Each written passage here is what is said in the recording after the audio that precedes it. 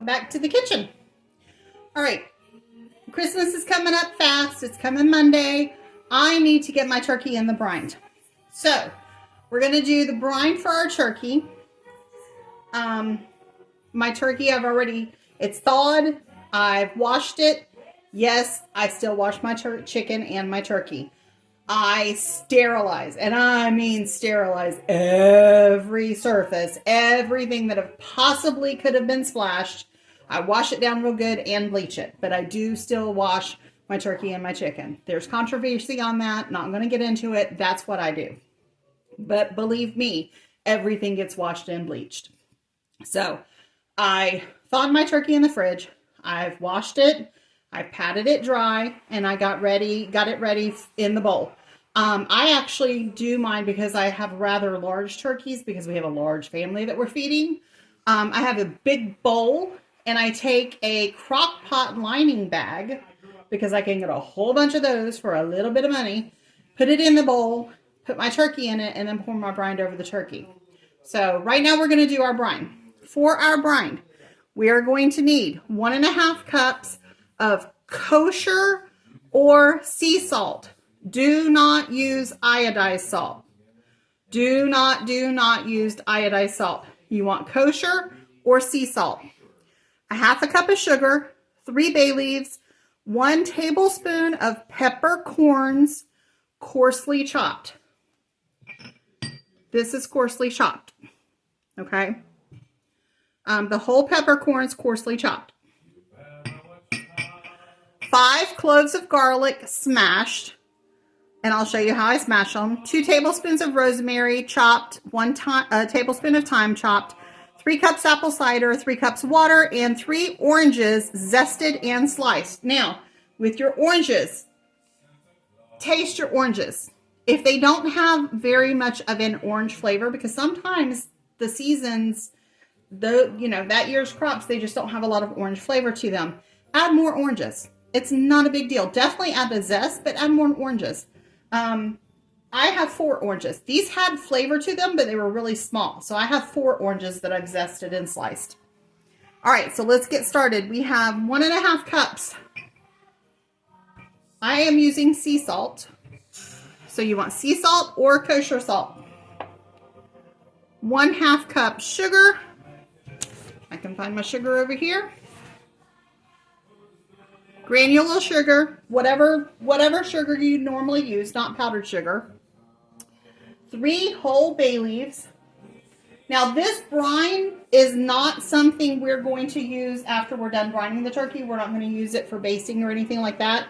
So you don't have to worry about any bits and pieces getting into your food later on.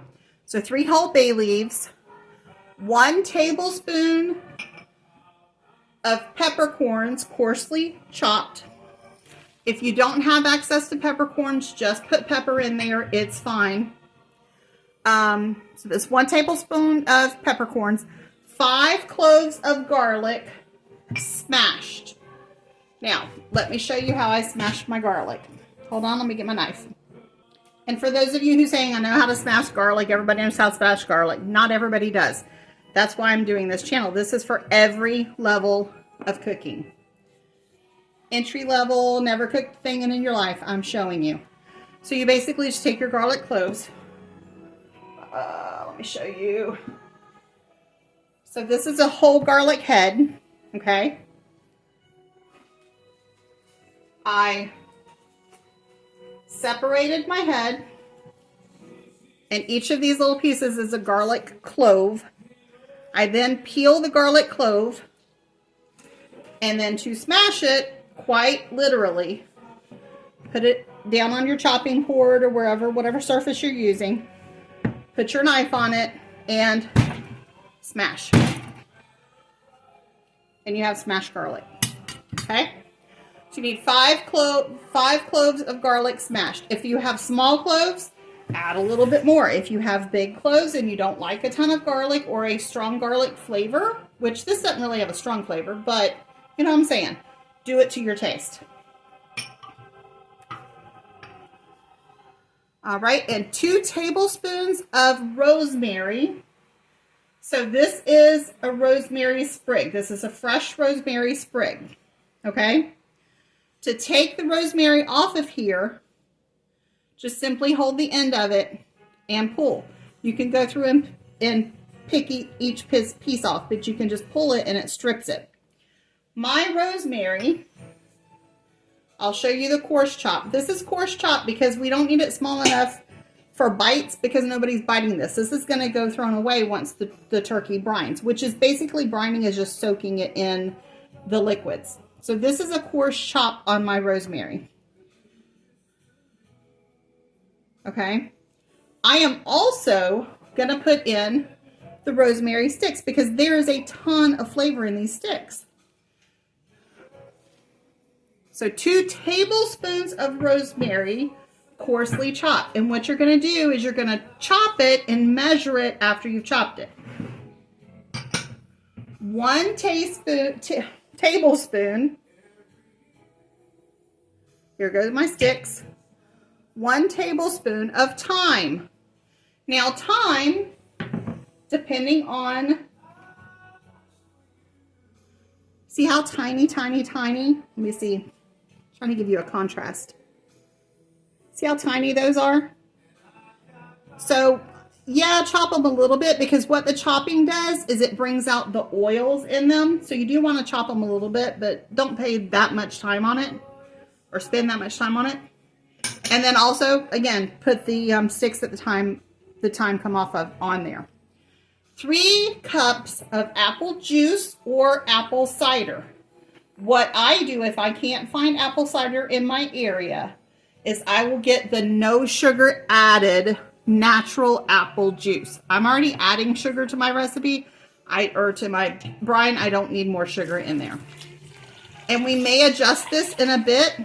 I'll tell you why. So that's 3 cups of apple juice and then 3 cups of water. That's our, oh, forgot the apples, y'all. 3 apples, or not apples, oranges. 3 oranges zested. So this is the zest. And I actually did 4, remember, because I have small oranges. That's the zest of my oranges. And here's the slices of my oranges. Now, put the whole orange in there. Don't leave off the ends or any of that. There's tons of flavor in it. Just slice it up and throw it in there. So we're going to mix this up. And then we're going to pour it over our turkey. Now, when I say the apple juice may be adjusted, because we want the liquid to cover our turkey as much as possible.